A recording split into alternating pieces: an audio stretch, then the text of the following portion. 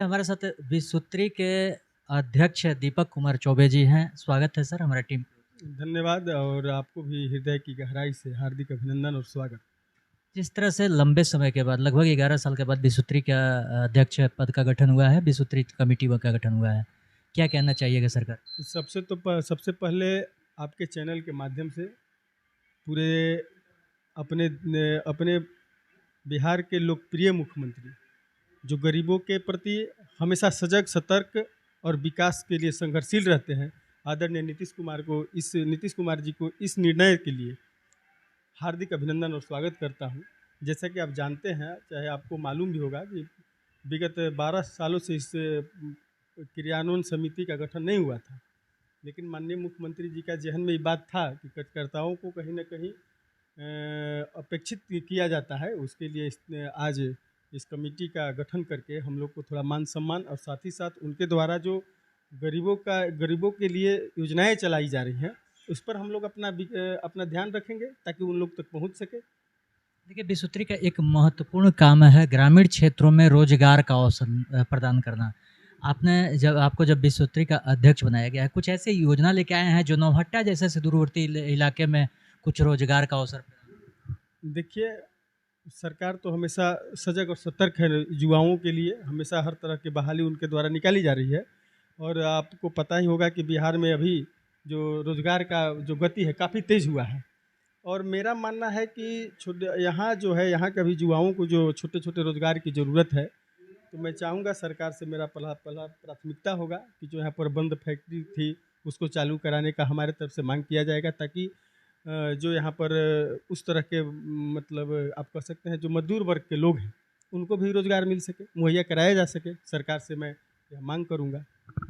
एक चीज़ और है, जो अपने यहाँ नौहट्टा में, खासकर नौहट्टा और रोहतास का कुछ भागों में पेयजल की बहुत बड़ी समस्या है।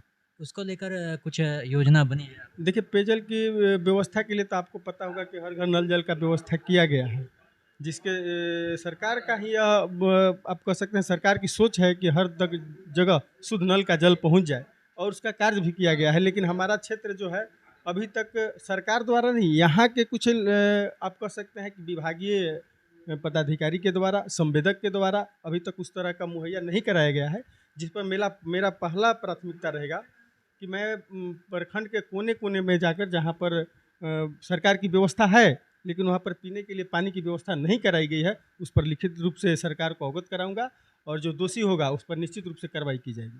लास्ट सवाल अध्यक्ष जी आपसे ये रहेगा कि सरकार की ओर से एक जिम्मेवारी आपके कंधे पे मिल गई है कि क्षेत्र का विकास तेजी से हो। अपने कार्यकाल का मैं 6 महीने में फिर से आपसे अपडेट लूँगा और क्या-क्या किया उस पे भी। लेकिन एक चीज़, इस क्षेत्र का दुर्भाग्य कहें या जो भी कहें, क्षेत्र में जिस तरह से विकास होनी चाहिए थी, नहीं हो पाती है। इसको लेकर कोई योजना है? नहीं नहीं नहीं, ये आप बात मत बोलिए पत्रकार महोदय। क्षेत्र में विकास हुआ है, आप विकास की गति आप देख लीजिए ना। पहले क्या स्थिति था, अब आपको तो बेहतर पता होगा। पहले यहाँ पर कोई दिन में नहीं चलता था, हमको याद है कि रात में यहाँ दिन में यहाँ पर गोलीबारी हुआ करती थी, लेकिन आप देखिए शांति अमन चैन के साथ अपनी ज़िंदगी आप लोग जी रहे हैं। कानून व्यवस्था के बाद कानून व्यवस्था सुदृढ़ हुआ है। पत्रकार महोदय, कानून व्यवस्था नहीं, मैं आपको विकास की ही बात रोड विकास के लिए विकास का पैमाना क्या है आप हमको बताइए। अच्छा स्वास्थ्य मिले, सड़क मिले, बिजली मिले, पानी, इसी को ना आप कर सकते हैं। पढ़ने के लिए अच्छा शिक्षा की व्यवस्था हो तो आप देख सकते हैं। अच्छा, आप एक चीज़ सोचिए, कोई सपना में भी सोचा था कि नौहट्टा में डिग्री कॉलेज बनेगा?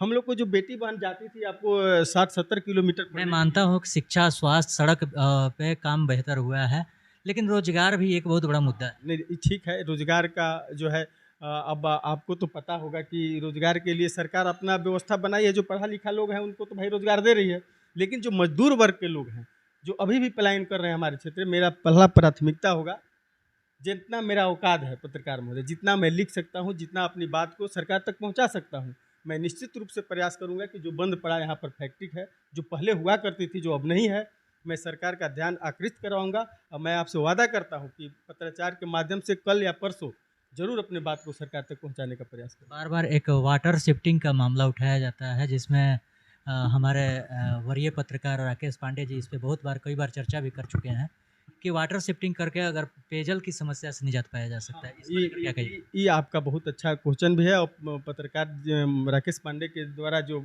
अवगत कराया गया है सरकार को, मैं आपसे विश्वास दिलाता हूं कि यह बहुत ज़रूरी है। वाटर शिफ्टिंग हो जाने से आपको जगह जगह पानी का जो व्यवस्था होगा तो लेयर भी बढ़ेगा, और मैं सरकार से ज़रूर प्रयास करूंगा किस तरह की व्यवस्था की जाए।